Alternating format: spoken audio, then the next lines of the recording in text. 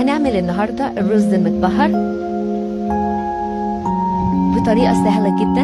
هنجيب 3 كوبايات رز بسمتي، هننقعهم لمدة ربع ساعة. هنجيب معلقتين سمنة، ممكن سمنة بلدي أو سمنة نباتي زي ما تحبي، ومعلقتين زيت، بصلاية مفرومة، بصلاية متوسطة مفرومة. هنشوحها كويس قوي في الزيت والسمنة لحد ما تدبل شوية، بس مش عايزينها تحمر قوي يعني. بعد كده هنجيب البهارات، دي عبارة عن ملح وفلفل وكاري وكركم، بصل باودر، توم باودر، بهارات مشكلة. هنشوحها كويس قوي مع البصلة، نقلبها مع بعض. بعد كده هنضيف عليها 6 أو 7 حبهان وورق لورا،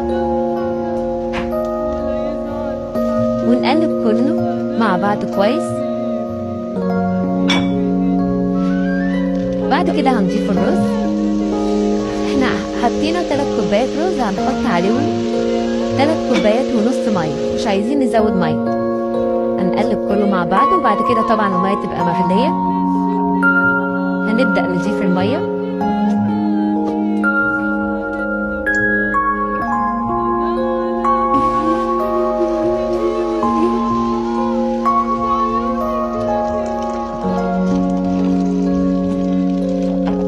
نقلب بقى كل المكونات كلها مع بعضها.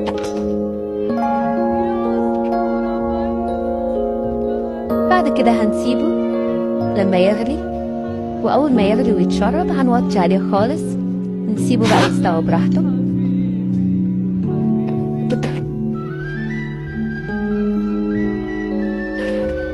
هنا بقى بدأ يتشرب.